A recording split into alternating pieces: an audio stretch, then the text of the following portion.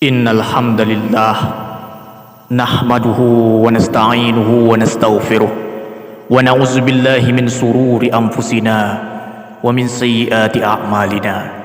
May yahdihillahu fala mudilla lah wa may yudlilhu fala hadiya lah.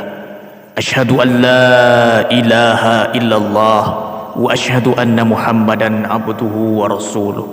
Allahumma salli ala Sayyidina Muhammadin Nabiyil Ummi wa ala alihi wa sahbihi wa barik wa sallim.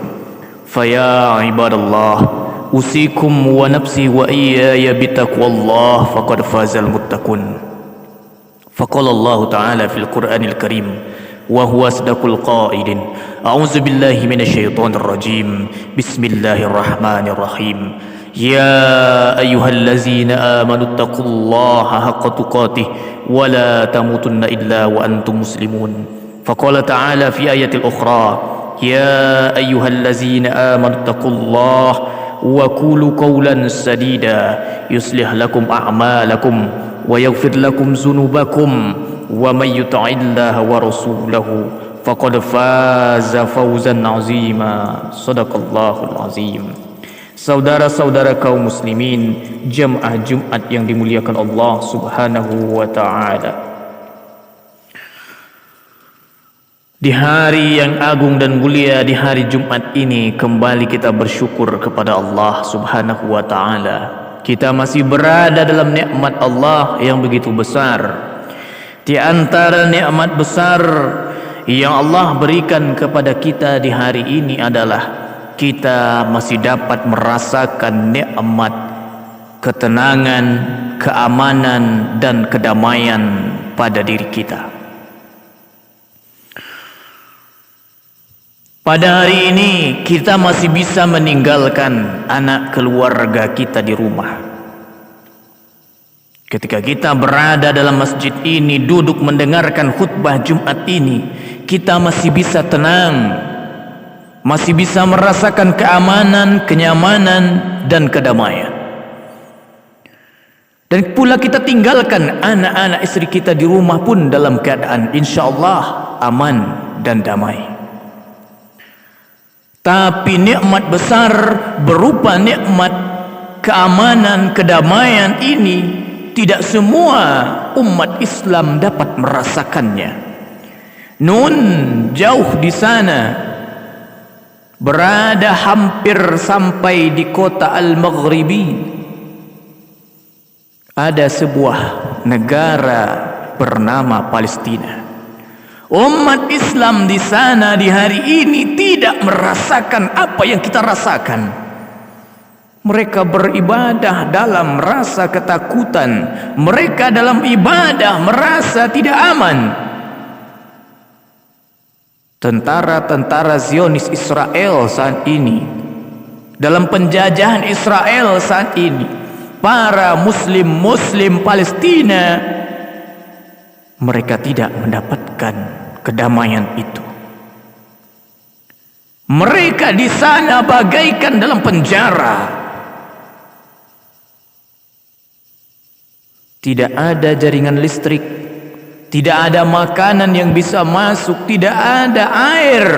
Bahkan sumur pun akan mereka tutup, akan mereka cor dengan semen agar orang-orang Palestina tidak akan bisa lagi mendapatkan minum. Lalu bagaimana kita melihat ini? Kalau di hari ini orang berkata bahwa penjara terbesar di dunia ada Alcatraz, tidak. Kalau ada orang berkata bahwa penjara terbesar di dunia saat ini adalah di Guantanamo, Amerika, tidak. Tapi penjara terbesar saat ini yang disaksikan oleh jutaan mata manusia adalah Palestina. Mereka berada dalam penjara Zionis Israel saat ini. Tapi orang-orang Islam sebagian memandangnya dengan pandangan yang picik sebelah mata saja. Mereka termakan oleh hasut fitnah daripada media-media elektronik, media-media sosial yang menyerukan bahwa ini bukanlah perang antara jihad dengan kaum penjajah, tetapi ini adalah sebuah politik. Tidak.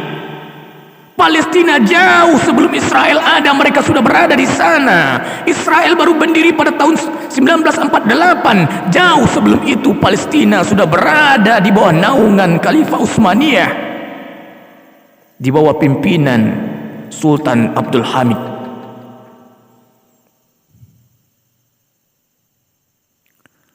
Hari ini, apa yang dapat kita berikan kepada mereka? Kalau kita mengaku Islam, maka kita seharusnya sadar bahwa mereka pun adalah saudara kita. Mereka adalah saudara kita seiman. Walaupun kita bukan satu suku dengan mereka, walaupun kita bukan satu bangsa dengan mereka, tetapi mereka adalah satu iman dengan kita. Al-Quran katakan, al-mu'minuna ikhwah, bahwa orang-orang yang beriman itu adalah bersaudara. Dan kita pun tidak akan dikatakan orang yang beriman walaupun di hari ini kita sholat Jumat merasa dengan khusyuk, walaupun kita di hari ini, bulan ini kita melaksanakan sholat dengan penuh kekhusyukan, penuh rasa jiwa di dalamnya, walaupun kita bersedekah, walaupun kita berpuasa, walaupun kita bolak-balik ke Makkah melaksanakan ibadah haji dan umrah, kita belumlah dikatakan orang yang beriman. Kenapa? La yu'minu ahadukum, kalian bukanlah orang-orang yang beriman. Kapan kita dikatakan orang beriman? Hatta yuhibbu li akhihi ma yuhibbu li nafsi, sampai engkau mencintai saudaramu sebagaimana engkau mencintai dirimu sendiri. Cinta kita kepada rakyat Palestina, punya harta, berikan sokongan harta kita sebagai hadiah buat mereka. Di hari ini mereka butuh uluran tangan. Tidak ada harta yang sanggup kita lakukan, maka setidaknya kita kirimkan doa buat mereka. Ad-doa silahul mu'minin. Lalu apa lagi yang bisa kita lakukan? Berikutnya, boikot produk-produk dari Israel. Cari di media sosial, ketik di sana, begitu banyak produk-produk Israel yang bisa kita boikot, tidak kita gunakan. Tapi ada saja orang-orang yang akan nyinyir dan berkata, bukankah kalau kita memboikot produk Israel tidak akan berdampak apa-apa kepada Israel? Katakan kepada orang yang berkata demikian, setidaknya Allah tahu di saat ini aku berdiri di posisi yang mana.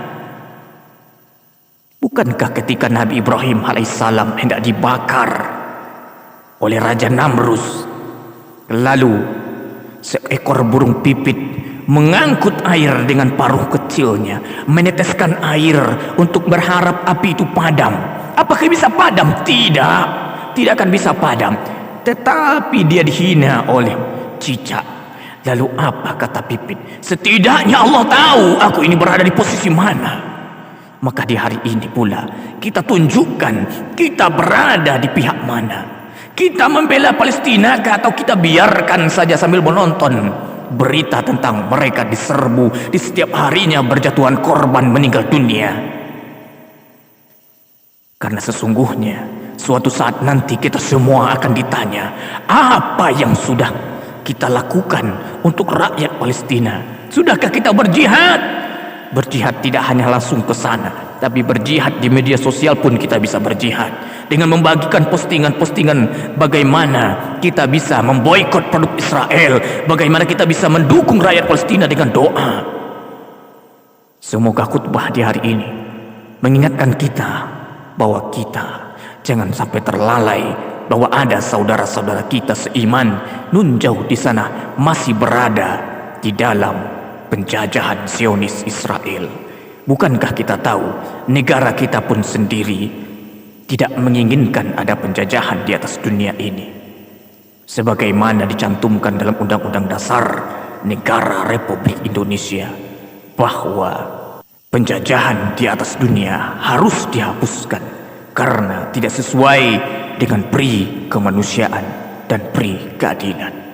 Aqulu qawli hadza wastaghfiruhu innahu huwa ghafurur rahim.